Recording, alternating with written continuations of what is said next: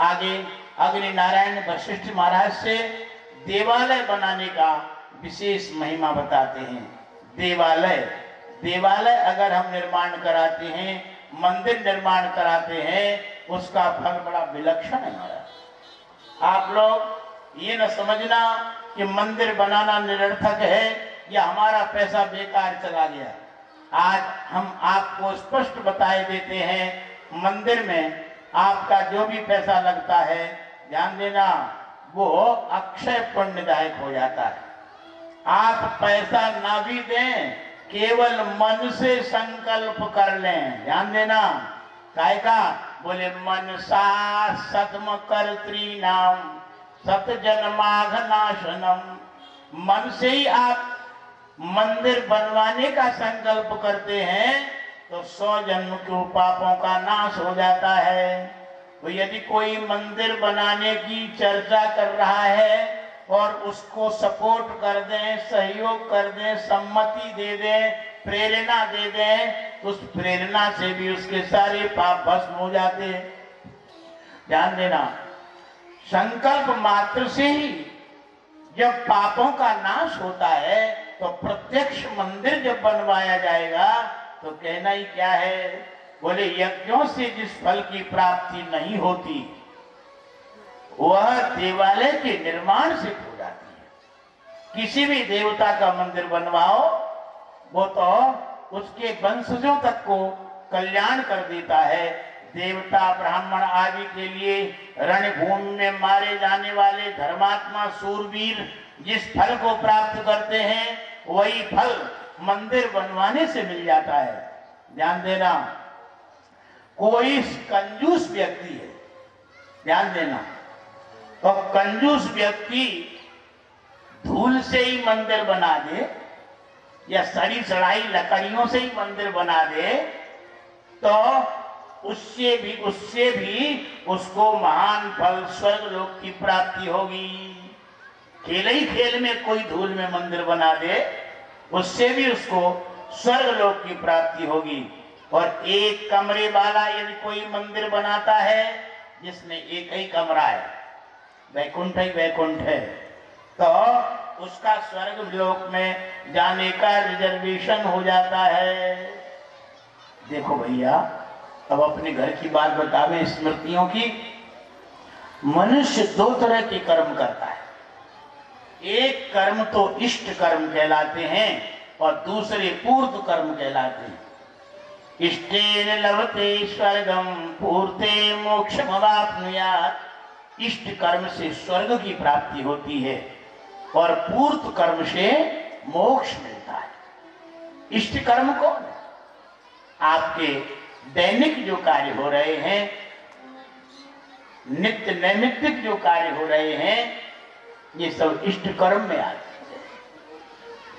बोलिए आनंद कंद भगवान की। इष्ट कर्म और पूर्त कर्म उनको कहते हैं जिनसे मोक्ष मिलता है, बंधन से मुक्ति मिल जाती है। पूर्त कर्मों की श्रृंखला शास्त्रकारों ने बताई, अग्नि पुराणकारों ने बताई।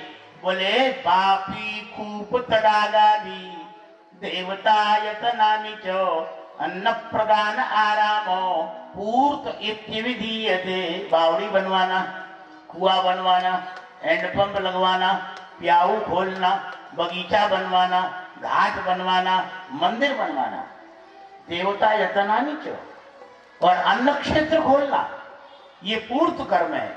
इस कर्म से जीवात्मा को डायरेक्ट मोक्ष मिलता है। ये इसलिए मंदिर बनाना ये मोक्षदायक है। और जिस देवता का जो मंदिर बनाता है उसी देवता के धाम में वो निवास करता है। जानते हो, जो पुराना मंदिर है, जीर्ण शीर्ण है, उस मंदिर को कोई बनवा देता है, नया जीर्णोद्धार करवा देता है, उसको 3 गुना पुण्य मिलता है और नए मंदिर बनाने की अपेक्षा। इसलिए हम तो ज्यादा अनुरोध यही करेंगे कि पुराने मंदिर जो बने हैं उन्हीं मंदिरों में अपना सहयोग करो, नए मत बनाओ, क्योंकि व्यवस्था नहीं हो पा रही, पुजारी पूजन नहीं कर पा रहे, जमीनें सब हड़प ली हैं, बड़ा खतरनाक कंडीशन बन गई समाज में। हम तो भुक्तभोगी देख रहे हैं। सब ध्यान देना, नए मंदिर बनवाने की अपेक्षा पुराने मंदिर जहां जहां हैं ढूंढ ढूंढ के जो अव्यवस्थित हैं उनको व्यवस्थित बना दो। 3 गुना पुण्य आपको मिलेगा नए मंदिर बनाने से। ध्यान देना, इसलिए पुराने मंदिर पे ज्यादा जोर दो। नित्य प्रति भगवान के मंदिर में यदि कोई जाता है दर्शन करने के लिए, घर से चलता है, तो उसके लिए कहते हैं कि एक कदम पर उसको अश्वमेध यज्ञ का फल प्राप्त होता है। आपके गांव में यदि मंदिर है तो आपका कर्तव्य है कि नित्य प्रति घर से स्नान करके मंदिर में दर्शन करने के लिए जाओ। दर्शन करने के लिए जाना आवश्यक है। मंदिर यूं ही नहीं परिकल्पित कर दिए गए। ध्यान देना, हमारी सनातन संस्कृति की विशेषता है, परमात्मा सर्वव्यापक है। तुलसीदास जी महाराज सगुणोपासक थे, विशिष्ट द्वैत सिद्धांत को मानने वाले थे। उन्होंने भी इस बात को कहा है, बोले सिय राम मैं सब जग जानी और करहूं प्रणाम जोरे जुग पानी। सारा संसार सीताराममय है, सब जगह परमात्मा ही परमात्मा है। यही बात भागवत में आई, यही अग्नि पुराण में आई। बोले खम्बायो मग्निम सलिलम महिष्य ज्योतिषि सत्वानि दिशो द्रुमादीन सरित समुद्रांश हरे शरीरम यत्किंच भूतम प्रणमेदनन्यः। पर्वत पहाड़ नदियां समुद्र आकाश पाताल रूख राई पेड़ पौधे ये सब भगवान के रूप हैं, इनको साष्टांग प्रणाम करो। जब सब कुछ भगवान है अब सबको कैसे पूज सकते हो तुम? तो ऋषियों ने अपनी निष्ठा को जागृत रखने के लिए, अपने विश्वास को कायम रखने के लिए मंदिर की परिकल्पना की। जो सर्वव्यापक परमात्मा की सत्ता, जैसे तिल में तेल रहता है, लकड़ी में अग्नि रहती है, ऐसी परमात्मा सर्वत्र व्याप्त है। उस परमात्मा को सब जगह नहीं पूज सकते, उसको एक जगह पूजने की विधा बनाइए। एक मंदिर में भगवान का अर्चा विग्रह स्थापित कर लो और उसका पूजन करने मात्र से सारे ब्रह्मांड के जड़ चेतन प्राणियों के पूजन करने की बराबर फल मिल जाएगा। यथार्थ बात है। ब्रह्मांड के अणु अणु के पूजन करने का फल आपको तब मिल जाएगा जब मंदिर में भगवान को पूजन कर दोगे। कैसे मिल जाएगा? जैसे आपके घर में आपके गुरु महाराज आवे, ध्यान देना, वो 2-4 साल से आए नहीं हो, आप बहुत उनके ऊपर श्रद्धा रखते हो, वो आपके गुरु महाराज घर में आए और उन्होंने स्नान पूजन वूजन किया, उनको तख्त पे बिठाया आसन पे, और आप श्रद्धा है आपकी उनको पूजन करने के लिए चले। हम आपसे ये पूछते हैं, गुरु जी का एड़ी से लेके चोटी तक उनका शरीर तुम्हारे लिए पूजनीय है कि नहीं? है कि नहीं? एड़ी से लेके चोटी तक, जब एड़ी से लेके चोटी तक गुरुजी का शरीर पूजनीय है, तो पूजन करने जब तुम चलोगे तो चंदन का पूरे शरीर में लपेटोगे? बोलो, कहाँ लगाओगे चंदन? चंदन केवल मस्तक में लगाओगे। फूल कहाँ चढ़ाओगे?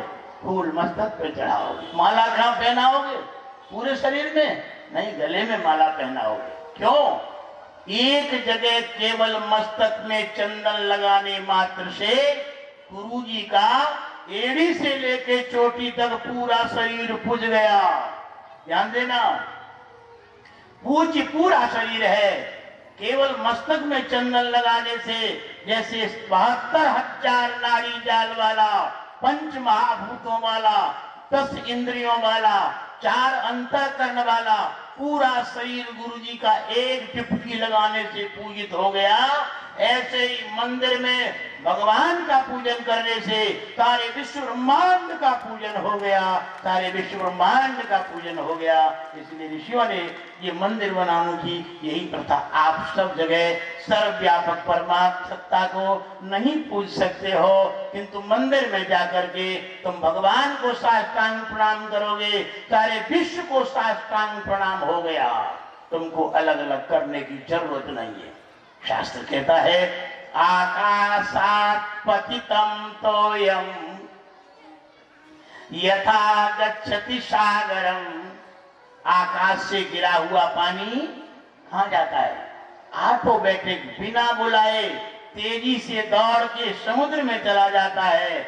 ऐसे ही बोले सर्वदेव नमस्कार केशवम प्रतिगच्छति।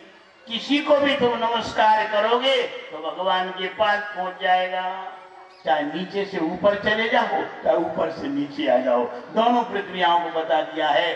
आप अलग अलग पूजन नहीं कर सकते हो, इसलिए मंदिर में आप नित्य प्रति दर्शन करने जाओ। ध्यान देना, जितनी जगह में गाय बैठती है उतनी जगह तुम अपने हाथ से झाड़ू लगा देना, मंदिर में अपने हाथ से पोंछा लगा देना, तो आपको स्वर्ग में जाने का अधिकार मिल जाएगा। बड़ा महान पुण्य प्राप्त होगा। ध्यान देना, बड़े बड़े लोग घरों में जब पूजा का प्रसंग आता है तो हम देखते हैं, बोले नाई को लगा देते कि जाओ तुम फूल तोड़ लाओ, तुम पंचफल ले आओ, तुम समिधाएं ले आओ। ध्यान देना, सफेद झूठी बात हो जाती है। जब पूजन करता है यजमान, कोई बड़ा पटेल है, अब नाराज मत होना, बात तो हकीकत है। कोई बहुत बड़ा आदमी पैसा वाला, अब उसके सामने घर के नाई नौकरों ने सामग्री इकट्ठी कर दी, फूल तोड़ के रख दिए, तुलसी बिलपत्र रख दिया। अब पंडित लोग लगे पूजन कराने। ध्यान देना, मंत्र पे ध्यान देना जरा। जब फूल चढ़ाने का मंत्र पंडित बोलता है तो क्या बोलता है? माल्यादीनि सुगंधिनी मालित्यादीनि वै प्रभो मया हृतानि पुष्पाणि पूजार्थम प्रतिगृह्यताम्। हे प्रभु, हम आपकी पूजा कर रहे हैं और हमने ये फूल तोड़े हैं, वे फूल हम तुमको चढ़ा रहे हैं। सरासर झूठ बोल रहा है वो। बताओ ऐसी पूजा से कहीं पुण्य मिलेगा? बोले क्या नहीं? उस पटेल ने फूल नहीं तोड़े, उस धनवान व्यक्ति ने फूल नहीं तोड़े, मंत्र बोल रहा है मया हृतानि पुष्पाणि।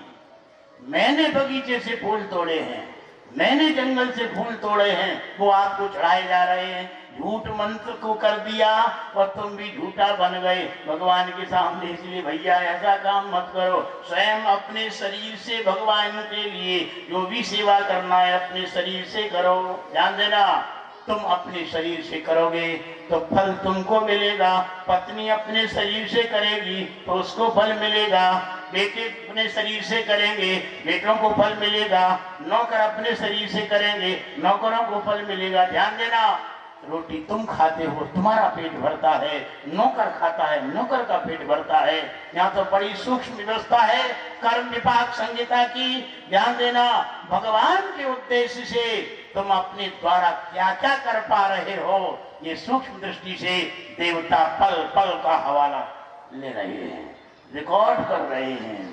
यहाँ वहाँ दिखावा, वहाँ प्रदर्शन, वहाँ बहरूपियापना बिल्कुल नहीं चलता है। वहाँ तो आर पार देखने की क्षमता देवताओं के अंदर है।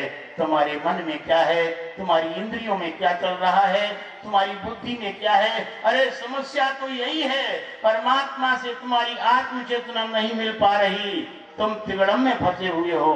तुम्हारी आत्म चेतना परमात्मा से दूरी बनाए हुए है, परमात्मा तत्व का आस्वादन नहीं कर पा रही। इसका मूल कारण है तुम्हारी 3 जगह से जो कुटिलता है। यही कुटिलता तुमको उस परमात्मा तत्व से दूर किए हुए है।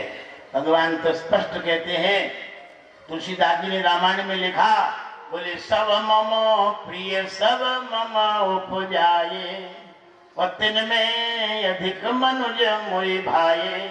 सभी जीवात्मा मुझे प्राणों से ज्यादा प्यारे हैं, क्योंकि मैं उनका बाप हूं और सब में ज्यादा से ज्यादा प्यारे मनुष्य हैं। मनुष्य क्यों प्यारे हैं? कि मनुष्यों में विवेक है, मनुष्यों में ज्ञान है, मनुष्यों में धर्माचरण करने की योग्यता है, मनुष्य मेरी तरफ चल सकते हैं, इसलिए मुझे प्यारे हैं मनुष्य। किंतु मनुष्य जो है, मेरी कृपा बरस रही है। मेरी कृपा उसी दिन हो गई जिस दिन चेतना को मनुष्य शरीर दिया था, किंतु उस चेतना ने अब मेरी कृपा का सही ढंग से उपयोग नहीं कर पाया है। क्योंकि गोस्वामी जी भी लिखते हैं और भागवतकार भी लिखते हैं और अग्नि पुराणकार भी कहते हैं, बोले नृपेय माध्यम सुलभम सुदुर्लभम प्लवम सुकल्पम गुरु कर्ण धारम मयानुकूले नवस्वितेरितम उमान भवाब्धिम न तरेत आत्मा।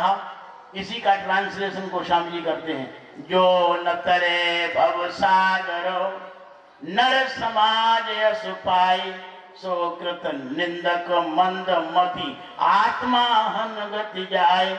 मनुष्य शरीर प्राप्त करके जो संसार सागर से पार नहीं हो पाता, वो आत्महत्यारे की पंक्ति में बिठा दिया जाता है। आत्महत्यारा, वो उसको आत्महत्यारे की श्रेणी मिलती है। ये ऐसा क्यों हो रहा है? भगवान कहते हैं तुम साधु बन जाओ, तुम सहज बन जाओ, तुम सरल बन जाओ, हमारी कृपा तुम्हारे अंदर प्रवेश कर जाएगी, जिस कृपा से तुम्हारी आत्मा का उद्धार होना है। तीन ही गड़बड़ियां हैं, बोले मन की गड़बड़ी, वाणी की गड़बड़ी और इंद्रिय की क्रिया की गड़बड़ी। तीनों कुटिलताओं को निकाल दो, भगवान तुरंत कृपा करने के लिए नंगे पांव दौड़े चले आएंगे। तुलसीदास जी ने लिख दिया, बिल्कुल बताने कहो तो करो तो बताएं। बोले मन क्रम वचन छाने चतुराई और भजत कृपा करे है रघुराई। मन की चतुराई, वाणी की चतुराई और क्रिया की चतुराई, ध्यान देना, ये जब तक आपके अंदर रहेगी तब तक भगवान कृपा नहीं बरसाएंगे। और चतुराई कैसे मिटे? और कम मिटी माने कि अब चतुराई मिट गई। लोग तो सब यही कहते हैं, हम तो बिल्कुल चतुराई नहीं करते भगवान के सामने, हम तो बड़े सीधे सत्य हैं। अरे भैया, सीधे सत्य तब माने जाओगे जब इस कसौटी में तुम पक्के खरे उतर जाओगे। कौन सी कसौटी? बोले मनस्येकम वचस्येकम कर्मण्येकम महात्मनाम। जो तुम्हारे मन में बात आवे वही वाणी से निकले। ध्यान देना, जो तुम्हारे मन में बात आवे वही वाणी से निकले। वो जो वाणी से निकल चुकी है वो तुम्हारे कर्मों में आ जाए, समझो तुमको भगवान मिल गए। अब दूरी नहीं है भगवान की। आप 1 घंटे का नहीं, ये कई दिन का प्रैक्टिकल कर लो। मन में जो आ रहा है क्या वही वाणी से बोल रहे हो? जो वाणी से निकल रहा है क्या वही क्रिया से कर रहे हो? यस, यही गड़बड़ी है। परमात्मा सत्ता की जो कृपा है प्रवेश नहीं कर पा रही है।